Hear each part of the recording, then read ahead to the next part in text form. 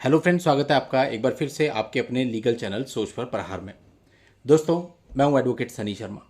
आज की इस वीडियो में मैट्रिमोनियल विवादों को कैसे डील करना है और कैसे सक्सेसफुली बाहर आना है या फिर इसको विन करना है, उसको हम सीखेंगे।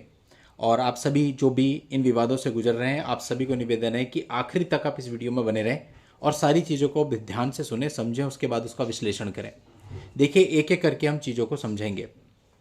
सबसे पहले हम पकड़ते हैं एक कंप्लेंट को जो कि दी जाती है वुमेन सेल में। यानी कई बार होता है पुलिस में भी दी जाती है, लेकिन उसको मेडिशन के लिए रेफर कर दिया जाता है। यानी शुरुआत में आप लोगों का मीडिएशन होता है।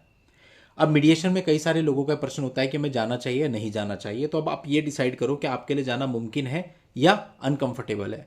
अगर भाई आप 100 किलोमीटर के दायरे में हो तो फिर तो मेरे हिसाब से जाना चाहिए। 200 किलोमीटर तक हो तो चलो तब भी जाना चाहिए। लेकिन अगर आप उससे ज़्यादा दूरी पर रहते हैं, 300 किलोमीटर दूर, 500 किलोमीटर दूर, 1000 किलोमीटर या 2000 किलोमीटर, तो आपको नहीं जाना चाहिए। क्योंकि मीडिएशन का जो परिणाम होता है वो कुछ भी नहीं होता है। 99% मीडिएशन फेल होता है। मीडिएशन में केवल चिकम चिल्लाट होती है, आपके ऊपर दबाव बनाया जाता है, आपसे पैसे मांगे जाते हैं, या कुछ परिस्थितियाँ ऐसी होती है जहाँ ज़बरदस्ती बोला जाता है लड़की को लेकर के जाओ। इतना ही होता है, इससे अलावा कुछ नहीं होता। और कई बार वो चिकम चिल्लाट इतनी बढ़ जाती है कि आप लोगों में आपस में हाथापाई भी हो जाती है। और अगर आप सारी मीडिएशंस को अटेंड करते हो, उसके बाद भी आपके ऊपर एफआईआर ही दर्ज होती है। तो जो दूर वाले हैं उनके लिए ज़्यादा बेहतर ये है या तो ना आए, या फिर एक बार आएँ, अपने कथन रिटर्न में लिखवा दें और उसके बाद आना बंद कर दें। जब एफआईआर होगी उसके बाद देखेंगे, क्योंकि एफआईआर तो आपको झेलनी ही है, चाहे मीडिएशन में जाओ चाहे मीडिएशन में ना जाओ।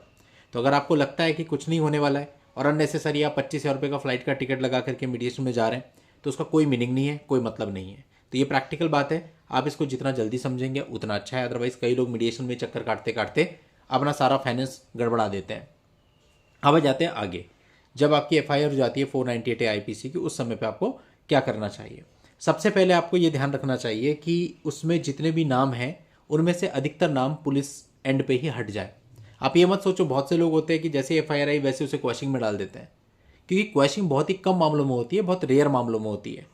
तो हाई कोर्ट आप जाएंगे, उसमें पैसा भी लगाएंगे, समय भी बर्बाद होगा, बहुत समय लग जाता है। कई बार एक एक दो दो ऐसे भी लोगों की कमी नहीं है, 2.5-3 साल से क्वैशिंग पेंडिंग पड़ी है, कुछ नहीं हुआ।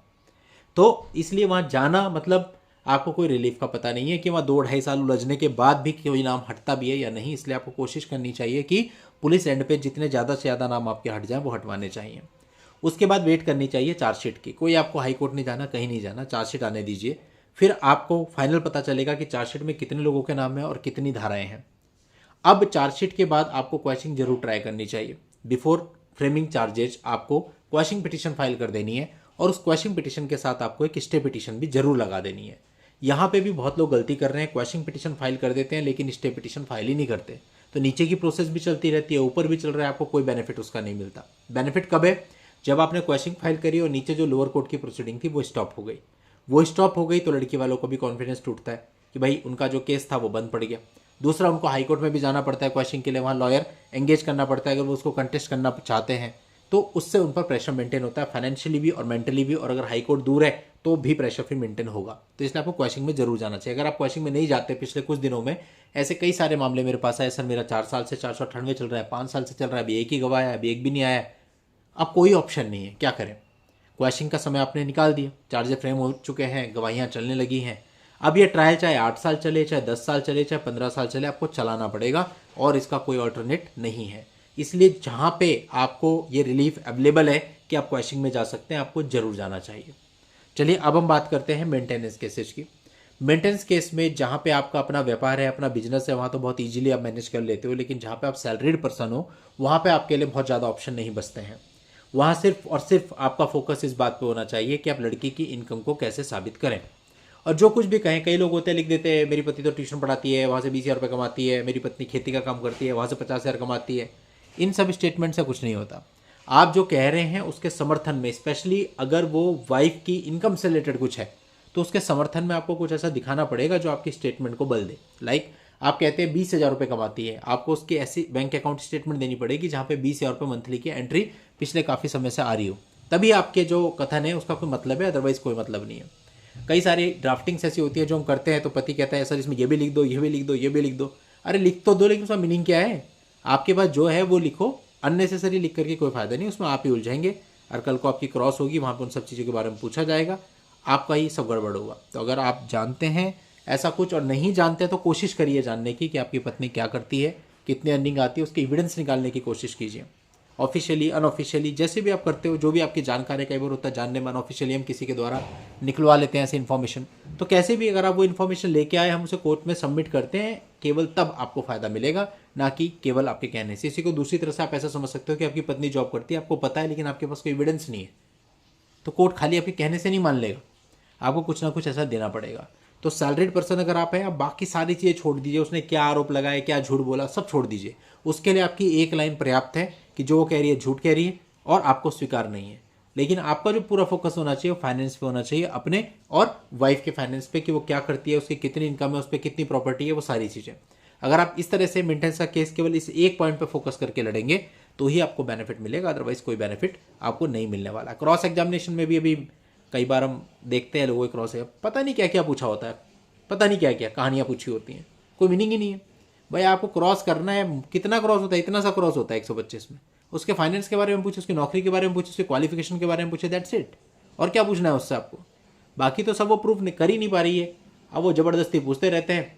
आप खुद घर से गई थी या इसने निकाला, तो जाहिर सी बात हो यही कहेगी इसने निकाला था, और अपने लिए मुसीबत क्रिएट करते रहते हैं। तो ऐसा आपको नहीं करना है। अगर आप इस तरीके से करते हैं तो फिर गड़बड़ हो जाएगा सब। अब आते हैं डीवी एक्ट के केस में, तीसरा जो केस आपकी वाइफ के द्वारा दर्ज होता है।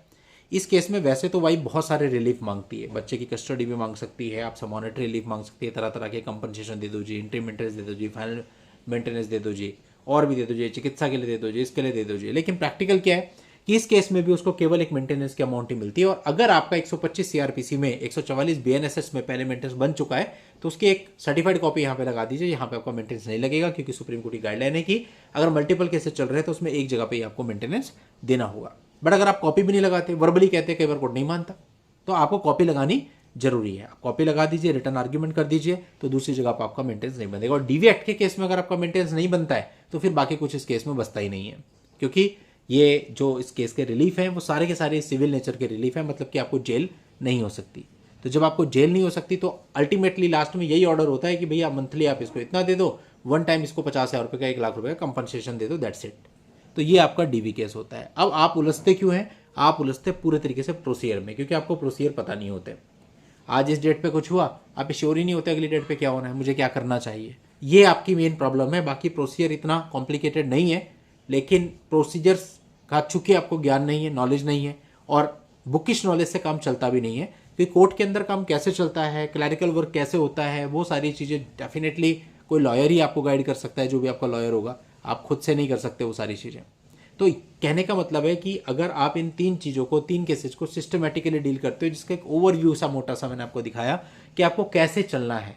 बारीकियाँ तो हर केस की अलग अलग होती हैं, उसके बेसिस पे जो भी अलग होगा, लेकिन ये जनरल इंस्ट्रक्शंस हैं कुछ। अगर आप इनको फॉलो करेंगे तो अननेसेसरी चीज़ों में नहीं उलझेंगे, अपने लाखों रुपए बचा पाएंगे, अपने सालों का समय बचा पाएंगे, और बहुत कम समय में हम इससे बाहर आ जाएंगे, और सामने वाले बहुत कम समय में ही सेटलमेंट पे आ जाएंगे। सेटलमेंट पे तब नहीं आते हैं जब उन्हें लगता है आप दबाव में हो। जब उन्हें ये लगने लगता है कि दबाव में वो हैं तो वो सेटलमेंट पे अपने आप आ जाते हैं। और सेटलमेंट जब रीजनेबल पे होता है तो करके उसको निपटा देना चाहिए। उसमें फिर ये भी नहीं है कि आपकी भी ईगो बनी रह गई, उस समय आपने ईगो की वजह से मना कर दिया। बहुत मामले आते हैं, सर मेरा 5 लाख में सेटलमेंट होता है, मैंने मना कर दिया, अब वो जो 10 मांग रहे हैं, कर ही नहीं रहे, सारी कोशिश कर ली, 3 साल हो गए मुकदमे चलते, फंस गए आप। तो आप ये देखिए आपके पॉकेट के अकॉर्डिंग रीजनेबल है तो शुरू में इससे बाहर आ जाइए, अपने समय भी बचाइए, पैसा भी बचाइए, टाइम बचाइए, सब बचाइए। ईगो की लड़ाई लड़ेंगे तो फिर उसको भुगतना भी आपको पड़ेगा। चलिए दोस्तों, आज की इस वीडियो में इतना ही। नेक्स्ट वीडियो में नई जानकारी के साथ मैं आपसे फिर मिलता हूं, तब तक के लिए goodbye and thank you for watching. Take care.